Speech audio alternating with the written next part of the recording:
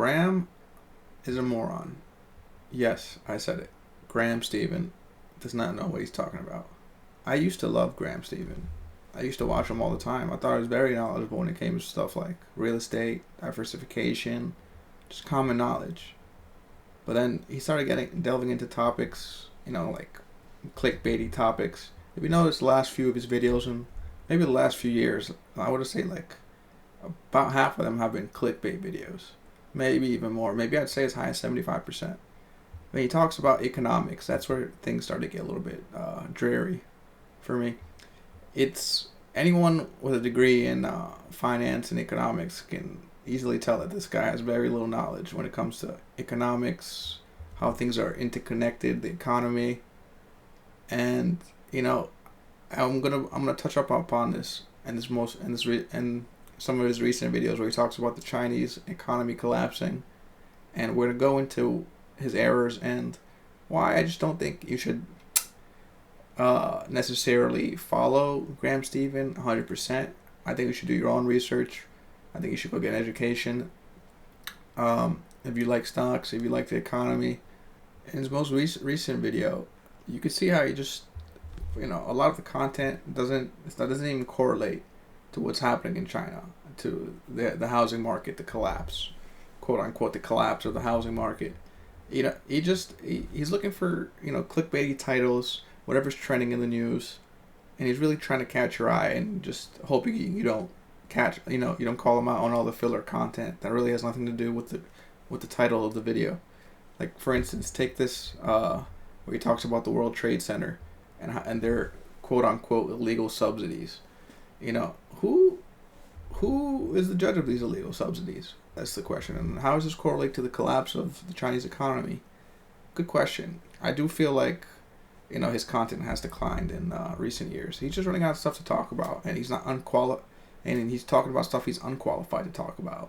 In fact, members of the World Trade Organization allege that China's been providing illegal state subsidies to businesses to export their products, discriminating against companies who don't buy from Chinese manufacturers, and controlling supply chains through taxing raw materials. Can anyone tell me here what this has to do with the Chinese economy collapsing? Where did this guy get his degree from? Investopedia. Everybody knows Investopedia is like, it's a quality source, but it's definitely not a degree in economics or finance. And there's a lot of articles on there that are false and written by self-contributors. So I really wouldn't trust this guy's judgment. Dollars of direct investment in China, along with $300 billion worth of portfolio investments consisting of their stocks and bonds. So if you could math, that's about $500 billion worth of direct investment. Even though that sounds like a large number, in comparison, the United States stock market is worth $46 trillion. Another moot point taken up by Graham Stephen here. What does the size of the economy have to do with our investment in China? And this is where his just lack of knowledge is just really gonna, disinform viewers out there. And this is why I made this video. It's just to educate viewers that, sometimes the financial gurus don't know best. There's a reason why people like Warren Buffett are investing in short-term bonds right now. Have over $100 billion, a lot of their portfolio in cash. There is a reason for that. We'll get to that very soon. Just pay attention here. The entire value of all of our real estate is worth another $43 trillion. And U.S. office buildings, which are said to be the epicenter of the next financial meltdown, is worth $2.6 trillion. My biggest pet peeve with Graham is that he just says stuff that's irrelevant to the topic at hand. He makes a video about economic collapse and how it relates to America, but then he throws in facts that don't correlate at all. What's the point of this? Is it to get past the 10-minute mark on YouTube so he can make extra ad revenue? Maybe. I'm not here to judge. If he wants to fill up his content with fluff content that doesn't give you any value, it's up to him. But I'm here to give you guys some value. Or I guess in other words, our exposure to China is such a small fraction of a percent that any disruption in that is not going to have a sizable effect in our economy. On top. False. Clearly the statement shows that Graham knows nothing about the global economy and the global interconnectedness of the economy. On top of that, it's also said that China's contribution to U.S. trade is less than 1% of our GDP, so it's also unlikely to have a large effect on consumer demand.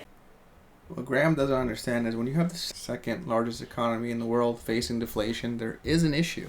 I feel like someone should inform Graham Stephen that the world economy is interconnected. And when one economy, especially the second economy of the world, faces an economic decline, that is prone to spread like a contagion across the globe. So China's trading partners are going to have a large decline. That means, a lot of other countries are going to be buying less, or China's going to be buying less from a lot of other countries. Those countries are going to be buying less from the United States as well. So it's not just bilateral trade that's going between the United States and China. It's trade that's affecting every country in the world. And this is why I prefer to get my investment and knowledge from the likes of Warren Buffett, the greatest investor of the world, and Michael Burry, who's also short in the market right now for very good reasons. Guys, it's one thing to make a channel and post your thoughts and this and that, but when you talk about the economy like what's going to happen, and and this and that, it kind of does a disservice to everybody. So that's why I wanted to bring this video up and really call out Graham Stephen on pretty much his fraudulent confidence. I wouldn't call him a fraud because he's brought a lot of value to society, but in his effort to become a YouTube famous and a YouTube star, he's really allowed his content to suffer. His knowledge hasn't expanded his knowledge base enough to talk about the topics he's talking about. He really should venture out and get a degree in economics and stop relying on sources like Investopedia or Forbes, or you really have to get your sources from everywhere and have a solid foundation in economics and finance, international business, and just to be able to talk about these topics confidently. So while I do appreciate his knowledge on the topics, I would prefer if he would leave the difficult subjects to the experts.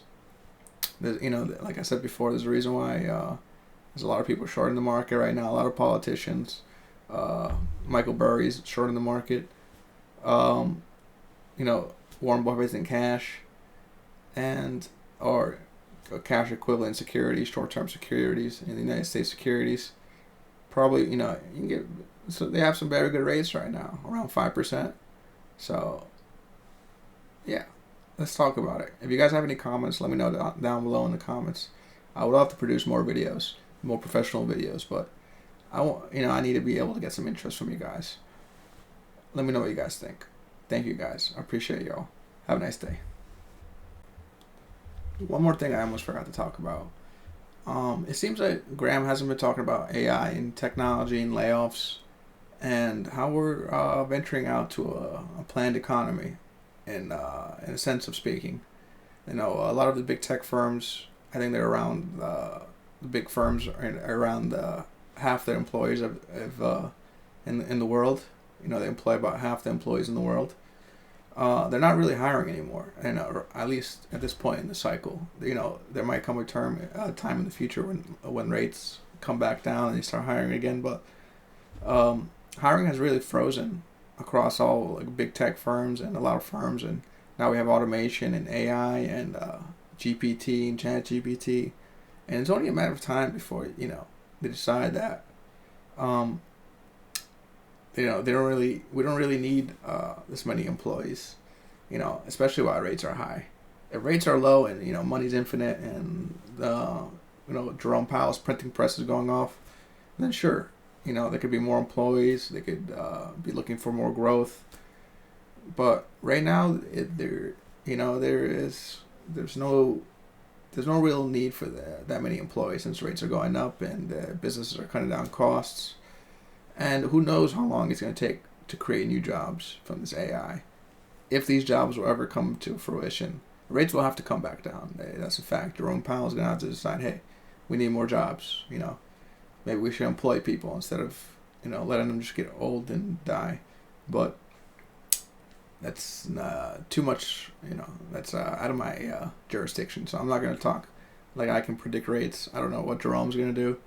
If he wants to lower the rates, God bless him. If he wants to keep them where they are, I'm not certified, or it's out of my pay grade, so I can't really talk about that decision that he's going to make. But yeah, that's the credits right there. So I just wanted to chirp in that a little bit.